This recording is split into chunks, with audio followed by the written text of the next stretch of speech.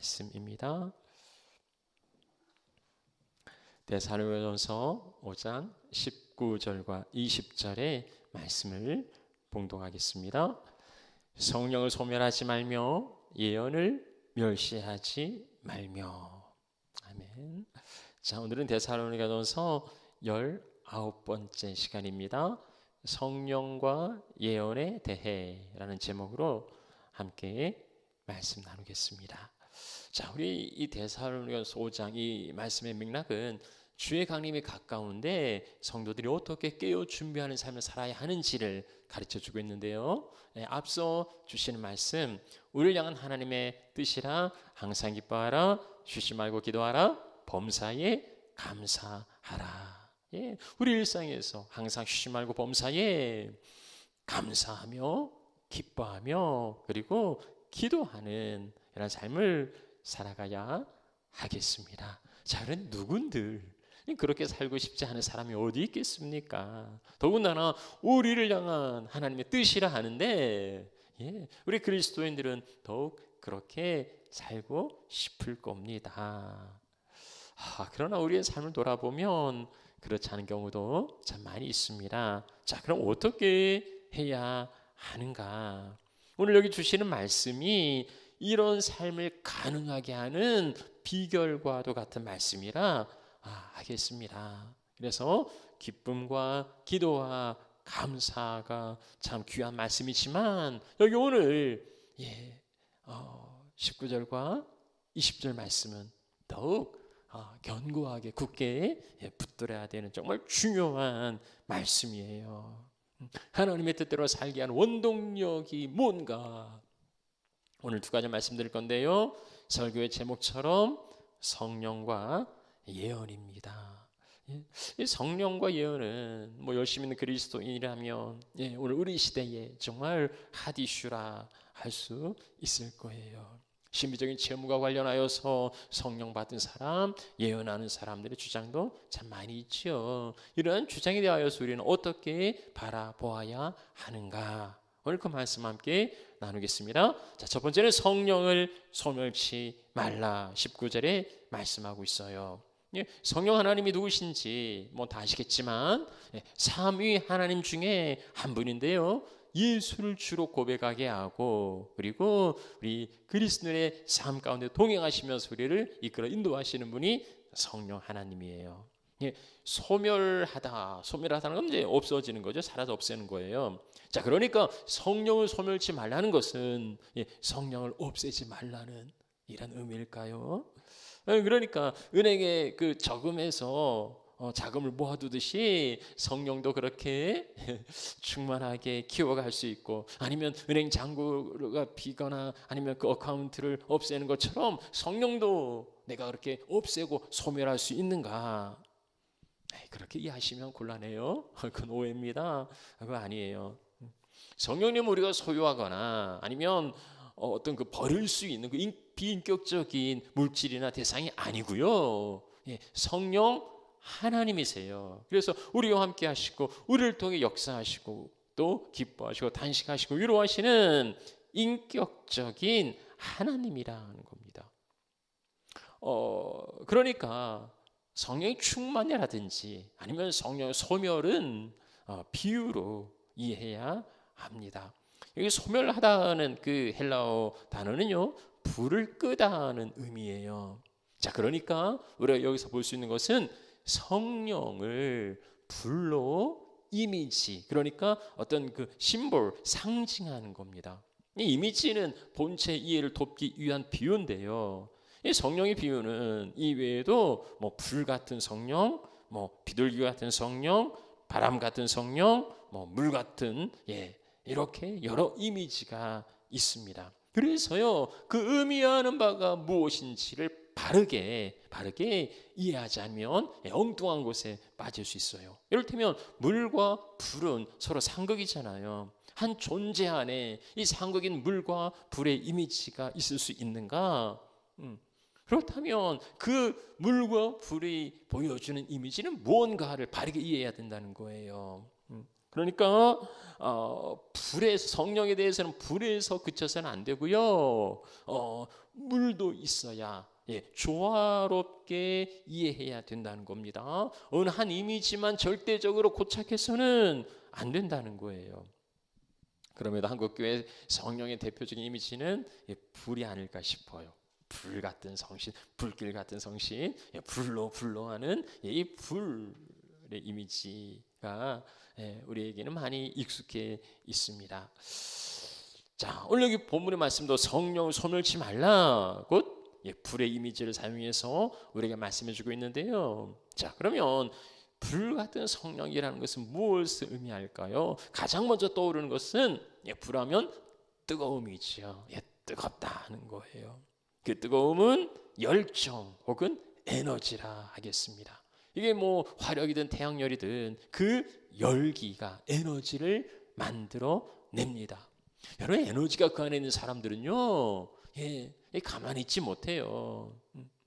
에레미야 선지자가 성령 그 계속되는 박해와 그리고 고통스러운 상황에서 내가 말씀 선포를 하지 않겠다 포기하려고 하는데요. 그러나 자기 안에서 강하게 역사하시는 성령의 역사로 인하여서 그 말씀을 전하지 아니하면 답답하여서 내 마음에 불 붙는 것 같아서 답답하여 견딜 수가 없다고 그렇게 고백하는 것을 보게 됩니다. 성령에 충만한 사람은요, 답답하여서 일을 하지 않으면 답답해 견딜 수 없어 하는 사람. 그래서 때렸든지 못 얻든지 기회가 되든지 안 되든지 주의 말씀 선포에 힘쓰는 겁니다.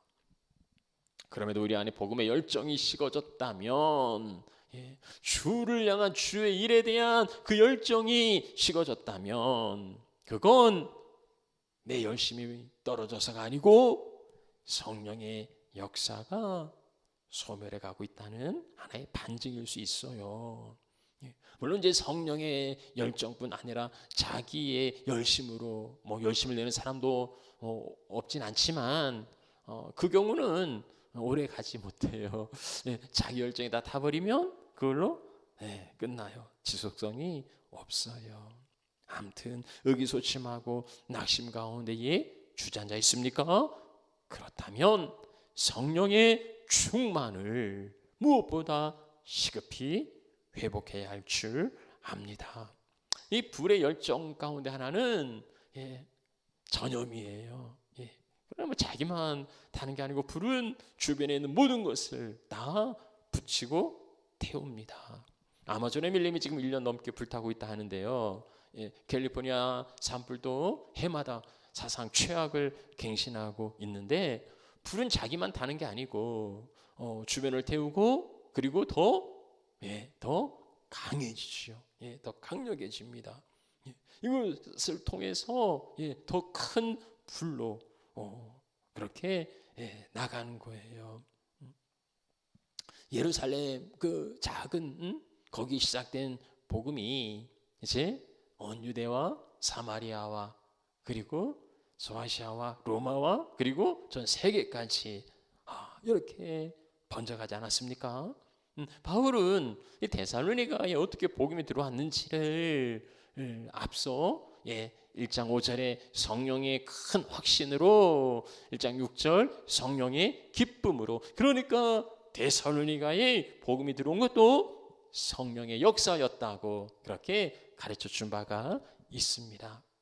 불은요, 성령의 불은 열정과 에너지를 주어서 능히 성도로 그 복음을 감당하게 하신다는 거예요.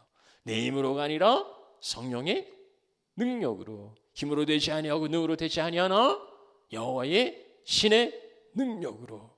그래서 우리가 주의를 감당하려 한다면 성령의 능력을 간구해야 합니다. 자, 이 불의 또 다른 이미지는 정화예요. 정화, 거룩하게 하는 거. 세상에 쓰레기가 얼마나 많습니까? 자, 이 쓰레기를 처리하는 방법 가운데 하나는 묻거나 아니면 소각, 태워서 없애는 거예요. 무엇이라 할지라도 불 가운데 들어가면 한 줌의 재가 되어서 사라집니다. 세상에만 쓰레기가 있습니까? 뭐 세상의 쓰레기는 날마다 수거하니까 그래도 깨끗한데 내 안에, 내 내면 안에, 내 심령 안에, 내 생각 안에 내 쓰레기는 어떻습니까? 집안 구석구석에 숨기고 감춰두고서 깨끗한 척하고 있는 거 아닙니까? 어떤 사람은 쓰레기를 방치해서 썩어 냄새가 진동하는데도 향수를 뿌려서 그걸 감추려고 해요. 온갖 세균이 득실거리는데도 눈에 보이지 않는다고 무시하려고 합니다. 그러면은요, 그 사람은 건강한 삶을 살아갈 수 없어요. 혹시 우리 중에서도요, 그렇게 살아가고 있는 분은 없습니까? 그러면 안 되죠. 죄를 성령의 불로 태우는 거, 그게 회개예요. 그게 회개입니다. 성령 충만한 사람은 날마다 성령의 불로 그 쓰레기를, 죄를 태우고 처리하고 정결한 삶을 살아갑니다. 불은 또한 불순물을 제거하고 정결하게 하지요. 순금을 얻어내는 100% 순전한 순금을 얻어내는 방법은 이제 불을 통해서라고 합니다. 말라기 3장 3절 말씀, 그가 을 연단하여 깨끗하게 하는 자같이 앉아서 레위 자손을 깨끗하게 한다는 거예요.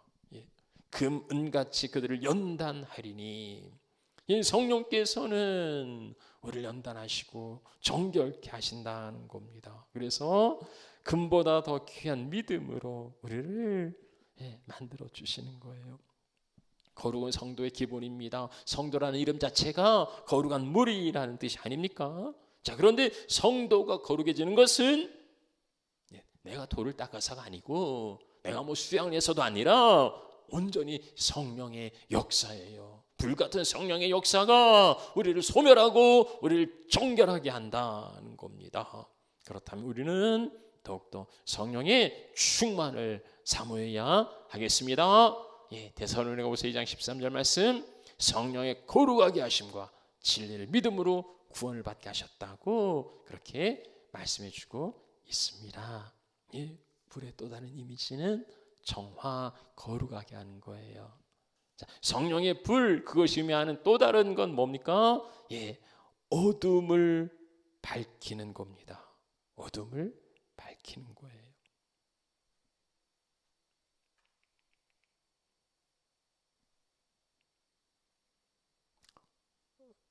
슬라이드 컷이 하나 없어진 것 같은데, 불의 또 다른 이미지는 어둠을 밝히는 것입니다. 불은 에너지를 일으킬 뿐만 아니라 어둠을 밝히지요. 자, 보세요. 아무리 시력이 좋아도 빛이 없으면 아무것도 볼 수 없어요. 여기 지금 전등이 있는데요, 이 등을 끄면 우리는 아무것도 볼 수 없어요. 뭐 시력이 제 아무리 뛰어나다 하더라도 결코 보이지 않아요. 이건 중요한 원리입니다. 내 시력과 내 능력이 아무리 뛰어나다 해도, 아무리 대단하다 해도 성령의 빛이 없으면, 성령께서 비추어 주시는 그 빛이 없으면 아무것도 볼 수 없다는 거예요. 그래서 난 아무것도 아니라 그렇게 고백하지요. 주의 은혜가 없으면, 이 성령의 비추어 주시는 그 빛이 없으면 우리는 그 눈뜬 소경이라 하는데요, 아무것도 볼 수 없어요. 내가 예수를 믿었습니까? 아니에요. 내 안에 성령께서 나로 예수를 믿게 하신 거지요. 고린도서 12장 3절, 성령으로 아니하고서는 누구든지 예수를 주시라 할 수 없느니라. 내 지식으로 말씀을 이해한 줄 압니까? 아니에요. 세상의 석박사들 아무리 뛰어난 사람도 성령께서 진리의 빛을 비추지 아니하시면 하나님을 알 수가 없어요. 요한복음 16장 13절에 진리의 성령이 오시면 그가 너희를 진리 가운데 인도하신다 하였습니다. 우리가 진리 가운데 살아가는 것은 진리의 성령께서 그 빛을 비추어 주시기 때문이에요. 그래서 우리가 말씀을 듣거나 성경을 읽을 때에 빠뜨리지 말아야 될 기도의 제목은 성령께서 진리의 빛을 비추어 주십사 하는 겁니다. 자, 이렇게 불같은 성령의 이미지는 열정과 에너지, 그리고 정화, 그리고 어둠을 밝히는 빛이라 하였습니다. 자, 그런데 이제 이 성령을 소멸한다는 거, 성령을 소멸한다는 건 뭘까요? 이제 성령이 그 불의 이미지로 설명하고 있는데, 뭐 불은 타오르기도 하지만 소멸, 그러니까 꺼지기도 해요. 그러면 성령께서 막 타올랐다가 꺼지는가? 그 성령님 자체가 그런 건 아니고요. 우리 안에서 성령의 사역과 능력이 그렇게 될 수 있다는 겁니다. 사실 그것도 좀 신중하게 좀 이해를 하실 필요가 있는데요. 그러면 내가 마치 그 쿡탑 같은 버너 같은 이걸 화력을 조절하듯이 성령의 사역의 세기를 내가 컨트롤할 수 있다는 말인가? 그러니까 성령의 능력을 극대화할 수도 있고, 아니면 너무 센 것 같을 때는 좀 줄이기도 하고, 필요 없을 때는 그저 불씨만 남겨두고 유지할 수 있는, 그게 가능하다는 말인가? 아니에요. 그렇게 이해하시면 안 돼요. 무슨 뭐 성령 받으라 뭐 이러면서 뭐 이런 코미디예요. 이런 코미디 넘어가는 그런 어리석은 사람들도 참 많이 있습니다. 성령은요, 인격적인 하나님이에요. 그래서 내가 줄이거나 내가 뭐 키우거나 그럴 수 있는 게 아닙니다. 다만 성령 하나님의 능력이, 성령 하나님의 다스리심이 내게에서 나타나는데, 하나님은 절대 능력이 있으니까 얼마든지 우리를 제어할 수 있어요. 그럼에도 하나님은 인격적인 분이시기 때문에 우리를 강제하거나 억지로 하지 않으시고 우리를 존중해 주세요. 우리의 의사에 따라서 하나님 일하신다는 거예요. 그것은 하나님의 능력이 없어서가 아니고 우리에 대한 존중이에요. 왜냐하면 하나님 우리에게 자유의지를 주셨기 때문입니다. 그래서 내 안에 계시는 성령님께 순종해서 나를 성령의 전으로 만들 수도 있습니다. 그러나 내 안에 계시는 성령의 음성에 귀를 막고 의도적으로 거역하고 불순종하고, 아니면 소극적으로 무관심할 수도 있어요. 그것은 내가 그렇게 선택할 수 있다는 겁니다. 그러니까 내 마음대로 뭐든지 할 수 있는 능력의 문제가 아니고, 이건 능력이 있다는 게 아니라 나에게 주어진 자유로운 선택이 가능하다는 거예요. 인격적인 하나님을 내가 어찌할 수 있는 능력이 있는가? 내가 어떻게 하나님을 어떻게 좌우지우지 할 수 있습니까? 그런 건 아니고요. 나에게 주어진 자유의지로 선택할 수 있다는 겁니다. 그런데 그 선택이 무서운 건 선택에 따른 책임도 전적으로 그것을 결정한 그 사람에게 있기 때문이에요. 핑계할 수가 없어요. 그래서 우리는 신중한 선택을 해야 되는 겁니다. 내 안에 성령의 불길이 계속 타오르도록 나를 주님께 드려서 주의 귀한 도구로 쓰임 받을 것인가? 성령 인도하심에 즐거이 순종하면서 성령께서 나를 통해서 온전히 역사하시도록 나를 내어 드리겠는가? 아니면 나의 본성대로 살아가면서 성령의 역사는 무관심하게 방치할 건가? 아니면 성령 인도하심에 거역하고 반대하고 그리고 불순종으로 맞서겠는가? 이건 내 선택이에요. 이건 여러분들의 선택이에요. 스바냐 3장 17절은 하나님께서 우리 가운데 계시고 기쁨을 이기지 못하시고 그리고 사랑하시며 즐거이 부르고 기뻐하신다는 말씀이 있는데, 이렇게 하나님이 기뻐하시는 사람이 있는가 하면 에베소 4장 30절 말씀처럼 성령께서 근심하는 사람도 있어요.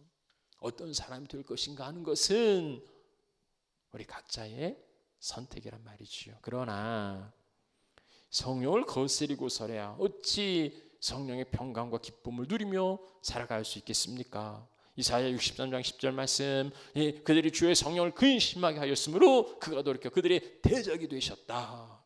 그들을 치셨다 합니다. 그래서요, 성령을 소멸치 말라, 이 짧은 8글자는 성도의 삶에 있어서 정말 중요한 그러한 말씀이에요. 성령을 소멸케 하는 자들이 아니라 성령의 충만함으로 살아가시는 하나님의 자녀들이 되시기를 축복합니다. 자, 이 말씀과 함께요, 성도의 삶을 떠받치는 또 하나의 기둥이 있는데 그게 이제 20절 말씀입니다. 그것은 자, 두 번째로 예언을 멸시하지 말라는 거예요. 20절 예언을 멸시하지 말며. 자, 여러분 여기 예언이 나오는데, 자, 여러분 예언하면 뭐가 생각나십니까? 예. 혹시 뭐 노스트라다무스 같은 이런 예언자들, 이 사람이 뭐 트럼프 당선까지 예언했다는 그런 뜬금없는 이야기도 있는데요. 이런 사람들의 예언이 생각나실지, 아니면 뭐 정치에 보는 무슨 뭐 점쟁이나 부당이나 올해의 운수, 토정 비결 뭐 이런 게 생각나실지 모르겠습니다. 근데 이제 교회 안에서도 비슷한 것을 좀 볼 수 있는데, 무슨 뭐 신유, 예언, 방언, 환상, 능력 집회 뭐 이런 광고들 어렵지 않게 볼 수 있어요. 뭐 할렐루야, 뭐 임마누엘 기도원 원장, 뭐 세계적인 엘리야 목사 하면서 강력한 치유 사역, 각종 불치병 완치, 탁월한 예언과 은사 집회에 참석해서 많은 은혜 받으세요. 뭐 이런 이제 포스터 있습니다. 이들이 홍보하는 신유의 그 목록은요, 종합병원이에요. 뭐 모든 질병 다 고치고요. 또 예언을 통해서 그 미래를 알려준다고. 이러면 뭐 이 무당과 다를 바가 없는 것 같아요. 이런 에피소드 있더라고요. 어떤 그 신령 목사님이 한 집사님을 지목해서 물어본, 집사님 혹시 돈 문제로 굉장히 손해본 적 있으세요? 없는데요. 내가 기도해 보니까 그렇다가 나오는데 진짜 없어요? 없어요. 물질로 인해서 손해를 봐서 상당한 고통을 당하고 나오는데, 분명히 기도에 나오는데, 그때 이분이 정말 없었나 봐요. 아니요, 정말 없었어요. 그러니까 없다는데 더 우길 수 없잖아요. 그러니까 이분이 하시는 말씀, 그러면 앞으로 손해볼 염려가 있으니까 앞으로 조심하세요. 뭐 이렇게 끝냈다는. 이게 코미디입니까? 뭐예요? 이게 아무것도 아니잖아요. 뭐 하나 찔러보고, 뭐 보편적인 거 하나 이야기하고, 뭐 내가 받았다는 둥, 뭐 들었다는 둥, 뭐 이러면서. 근데 왜 넘어갑니까? 우리는 장래일 뿐 아니라 잠시 후 일도 모르잖아요. 근데 이게 궁금하단 말입니다. 이거 알면 준비하고 대비할 수 있을 것 같아요. 근데 그 비밀을 하나님이 누군가에게 알게 해 주셨다는 거죠. 이게 이제 뭐 그걸 예언이라고 하면서 이렇게 미혹하는 겁니다. 여기 예언은 그런 거 아니에요. 무슨 뭐 점쟁이들이 뭐 노스트라다무스 같은 뭐 예언가들이 뭐 이렇게 예언하고 그런 예언이 아니에요. 예언이라고 하면 이제 그 두 가지를 볼 수 있겠는데요. 첫 번째는 이제 초대교회 기초가 되고 우리 신앙의 그 캐논 기준이 되는 유일한 계시로서의 완성된 성경 말씀, 이게 예언입니다. 베드로서 1장 19절 말씀, 더 확실한 예언이 있어서 그게 뭡니까? 성경이에요. 그래서 성경의 모든 예언은 사설에 볼 게 아닌데 사람이 뜻으로 하는 게 아니고 성령의 감동하심을 받은 사람들이 하나님께 받아 말한 것이기 때문이에요. 그래서 우리는 신구약 성경을 정확무원 하나님의 말씀으로 인정합니다. 이게 예언이에요. 이게 예언이에요. 자, 그런데 이 말고도 또 다른 의미가 있는데요. 둘째는 성령의 은사로서의 예언이 있어요.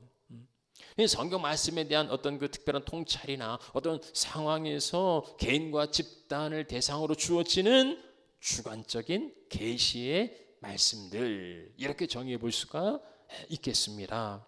자, 이건 이제 성령의 은사 가운데 하나예요. 그래서 로마서 12장 6절에도 은사가 다른데 예언의 은사, 고린도서 12장 10절 말씀에도 어떤 사람에게는 예언함을 주셨다고 말합니다.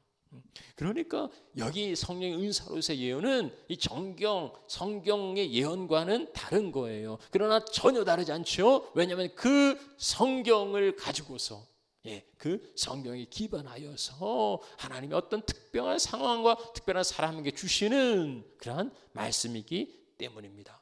그런데 하나님의 한 입으로 두말할 수 없어요. 이 성경에 반하는 말씀을 주실 리가 없다는 거지요. 그래서 예언을 멸시하지 말라고 하는 이 말씀은 이 두 가지를 다 포함한다고 할 겁니다. 자, 그런데 이제 사실 이 첫 번째 의미인 성경, 이 성경의 예언을, 성경 말씀을 멸시하고 무시하는 사람은 뭐 별로 없을 거예요. 다만 이제 성령의 은사로서의 주시는 예언, 이게 이제 어떤 논란이 있죠. 그런데 그 예언에 대해서도 멸시해서는 안 된다는 겁니다. 멸시하지 말라는 거예요. 그러니까 멸시하다는 말은 아무것도 아닌, 업신여기고 얕보고 무시하는 이런 태도인데, 그래서는 안 된다는 겁니다. 이 성령의 은사가 오늘날에도 존재하기 때문이에요. 사도 바울은 특별히 예언을 하려고 하라, 예언을 사모하라, 그렇게 말씀해 주신 바가 있습니다. 초대교회도요, 그 아가보라든가 유다, 실라, 빌립의 네 딸들, 이런 그 선지자들이 있었습니다. 그러니까 이제 이 사람들은 성경 저자가 아니니까 첫 번째 의미의 그 예언은 아니죠. 그러니까 어떤 그 성령의 은사로 통찰을 주거나 어떤 상황에 인도하시는 하나님의 말씀을 전해주기도 했다는 겁니다. 그걸 무시해서는 안 된다는 거예요. 자, 그러면은 첫 번째 예언과 이 두 번째 예언은 어떻게 다른가? 이 성경은 정확무오한 하나님의 말씀이지요. 그 권위를 무시할 수 없어요. 멸시할 수 없어요. 자, 그런데 그 성령의 은사로서 나오는 예언은 그건 성경이 아니에요. 그래서 절대적이거나 완전 무오한 게 아니라는 겁니다. 거기에는요, 오류의 가능성이 있어요. 심지어는 거짓 영에 대한 그 미혹일 수도 있다는 겁니다. 그러니까 성경 말씀은 무조건 받아야 돼요. 성경 말씀에 토를 달거나 성경 말씀에 어떤 이의를 제기할 수 없어요. 그러나 성령의 은사로서의 그 예언은 그건 절대적인 게 아니에요. 그건 무조건적으로 받아서도 안 된다는 겁니다. 모소 예언을 한다는 사람들이 굉장히 주관적인 거라 너무나도 엉뚱하고 뭐 이상한 이런 경우들이 많이 있기 때문에 아예 귀를 닫아버리거나 아니면 그런 건 없다고 무시하기도 하는데, 그런 건 아니죠. 멸시해서도 안 되지만, 그러나 성경처럼 무조건 받아들여서도 안 된다는 겁니다. 그럼 어떻게 해야 되느냐? 분별이지요. 바른 분별이 필요합니다. 자, 그럼 어떻게 분별할 수 있는가? 멸시하지도 말고 추종하지도 말고 분별하라. 그럼 어떻게 분별해야 합니까? 자, 무엇보다 성경 말씀이 절대적인 표준이에요. 그러니까 성경이 기준입니다. 성경에 비추어서 성경과 위반되면 그건 가짜예요.